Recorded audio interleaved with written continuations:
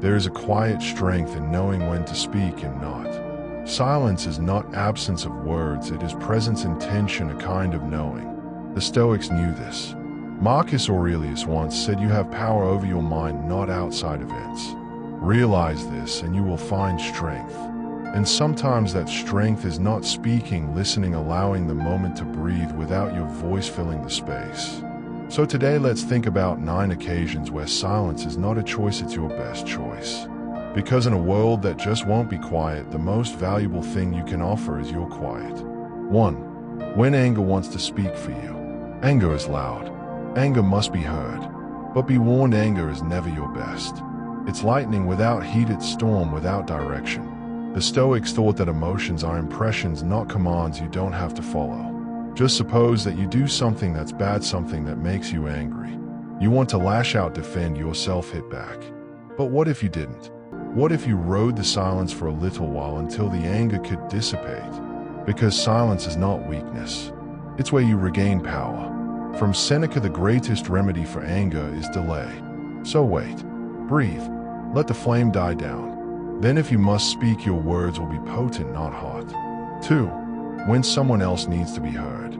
We've all had those moments in those conversations when we're not really hearing, waiting for us to respond. But occasionally the kindest thing you can do is give someone silence. Not the awkward silence, but the still listening one that says, "I see you. I'm here." Consider the last time you were upset. Did you want a solution, or did you simply want to be heard? Most times people don't want solutions, they want presence. The Stoics referred to this as sympathia, the shared humanness of human beings. And at times connection requires standing back so another can step forward.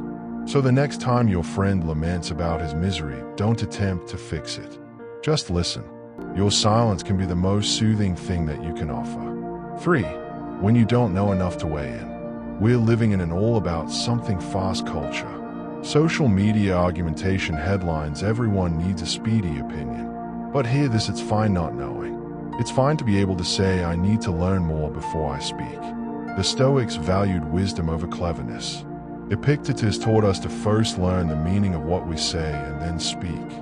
Silence here is not ignorance, it's intellectual humility. It's an acknowledgement that some things are too important to be summarized in a soundbite. So when you have a hung question, don't be the first to take up space. Take up the not knowing. Read. Think. Allow your silence to be the gap between knowing and not knowing. 4. When gossip asks you to join. Gossip is enjoyable. It's like being in on a secret, like you're a member of the club. It's a trap too. Every time you give and you trade some integrity for immediate membership. The Stoics most emphasize minding your own business and what you can control, your words, your deeds, your character. And gossip, that is not. That is energy wasted on things that are not going to make you and others better. And if you have to speak of someone who isn't there, do this, say nothing. Change the subject, or just stand up and leave. Your silence says much that you regard others even if they're not present. And people will recognize when you eventually talk whatever you say is worth hearing. 5. When your success speaks for itself. There's a moment for braying your victory, and there is a moment when they can speak for themselves. Boasting does not make you larger or larger, but louder. Your own self-assurance doesn't need a witness to become apparent. Marcus Aurelius taught, waste no more time arguing what a good man should be. Be one. Your deeds will be heavy enough. Your acts, your love, your patience be what tell the stories. Because silence is not so much being quiet, it is allowing the truth of what you are to shine unmarred. 6. When someone isn't ready to hear the truth. Truth is a virtue, but timing is an art. Have you ever attempted to present advice that was not yet welcomed by a person? It is like giving someone a key to a door she does not see yet. The Stoics taught discernment, knowing when to speak and when to remain silent. There are times truth is well only if the other person will heed. Until that time, silence is not dishonesty, it is patience. So if your words will not catch hold, wait. Wait for the moment. Because the truth does not spoil, it merely waits for the ears of the right people. 7. When silence is the most powerful response to insults. Insults are designed to provoke you. But what do you do when they fail? When you will not let yourself be outraged, the insult is ineffective. It is like throwing a punch at air. The gesture is ridiculous, not deadly. Epictetus said, if a man revile you, if people abuse you, teach them gentleness. Let your life be the refutation. Quiet in this context isn't passivity, it's armor. It's a refusal to play. The next time someone is trying to get a reaction from you, smile, if you feel like it, and leave. Your quiet is the most powerful thing you ever do. 8. When nature demands your awe. There are some moments that are too big for words. A sunset, the view of a mountain, the nighttime surf. These are moments when silence isn't something you can do, it's awe. The Stoics believe that nature was the best teacher, a reminder of our tiny but significant place in the universe. And how can you learn if you're constantly yakking? Then get outside. Breathe. Listen. Allow the world to remind you that some things you learn more readily in silence. 9. When you need to hear yourself think.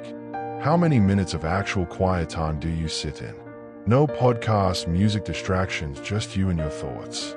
There exists a world created in a manner that we will never actually get to be alone with our minds. Silence is where the knowledge is. It is where we think, where we mature, where we hear the silent murmurs of our own mind.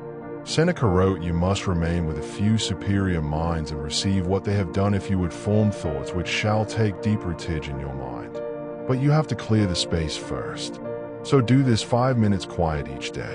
No agenda, just you. Listen to what arises. Silence is not empty, it's full of answers. It's the space between the notes that makes the music. The space between the words that gives meaning. So I'd love to actually hear from you. When was silence your greatest assistant? Share in the comments and tell me your stories. Let's learn from each other. And if this spoke to you, remember, one of the smartest things you'll ever say is nothing. Be curious, be kind, and as always, be stoic.